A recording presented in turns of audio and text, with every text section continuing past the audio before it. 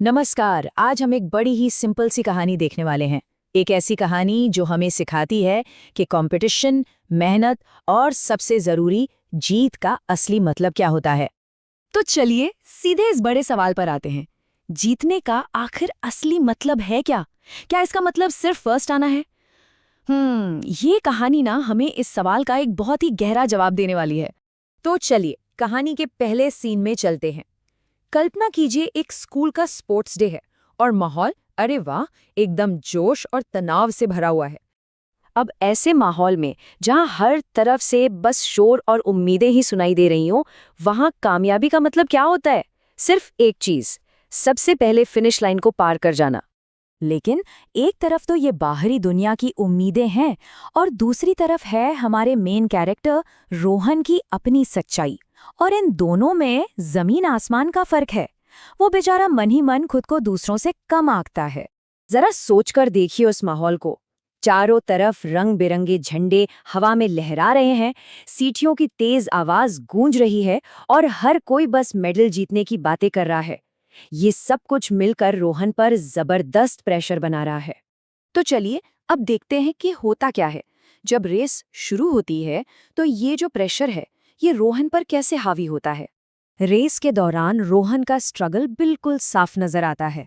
उसके पैर जैसे भारी हो गए हैं, सीने में जलन हो रही है और नतीजा वही, वो हार जाता है। जब तक वो बेचारा फिनिश लाइन तक पहुंचता है, रेस तो कब की खत्म हो चुकी होती है। और पता है, ये हार सिर्फ उसकी पर्सनल हार नहीं है, ये सबके सामने हुई है। उसे अपने दोस्तों की हंसी और उनके तानों का भी सामना करना पड़ता है। तो सबके सामने ऐसी हार मिलने के बाद अब क्या होता है? असल में कहानी का असली मोड़ यहीं से शुरू होता है। उसी शाम जब रोहन बिल्कुल अकेला था, वो जिंदगी के एक ऐसे मोड़ पर खड़ा था जहां हम सब कभी न कभी जरूर पहुंचते हैं।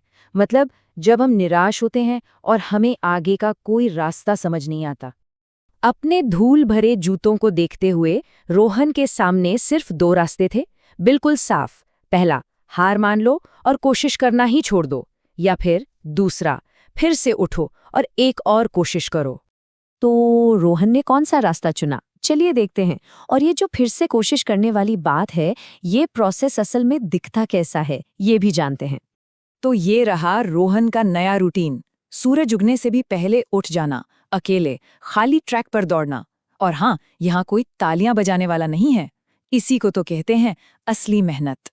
उसकी इस मेहनत की सबसे बड़ी बात जानते क्या है? उसका अकेलापन। स्पोर्ट्स डे वाले शोर शराबे से एकदम अलग ये जो शांति है ना, यही उसकी असली स्ट्रगल और उसके इरादे को दिखाती है। अब हम आते हैं कहानी के उस हिस्से पर जहां एक हफ्ते बाद एक और रेस होती है और इस बार उस छिपी हुई मेहनत का फल सामने आने वाला है। इस बार रोहन का नजरिया बिल्कुल बदल चुका है। उसका ध्यान इस बात पर है ही नहीं कि दूसरे क्या कर रहे हैं। नहीं, उसका फोकस सिर्फ अपनी दौड़, अपने कदमों और अपनी सांसों पर है। तो क्या वो जीता? नहीं, वो जीता नहीं। लेकिन इस बार वो आखिरी भी नहीं आया। और यही यही तो उसकी मेहनत का नतीजा था। और बस यहीं पर उसके टीचर के शब्द आते हैं जो इस कहानी का सबसे बड़ा सबक सिखाते हैं। वो कामयाबी की एक नई परिभाषा देते हैं। एक ऐसी परिभाषा जो दूसरों से तुलना पर नहीं, बल्कि खुद में सुधार करने पर टिकी है। तो देखा, यहाँ पूरा का पूरा नजरिया ही बदल गया। कामयाबी का जो पैमाना था वो बाहरी दुनिया से हटकर अब हमारे अंदर आ गया है। और आखिर में ये कहानी हमें एक बहुत ज़रूरी सवाल के साथ छोड़ जाती है कि कामयाबी की हमारी अपनी परिभाषा क्या है। हम अपने सुधार को, अपनी इम्प्रूवमेंट को कैसे मापते हैं? हमारी असली फिनिश लाइन आखिर है क्या?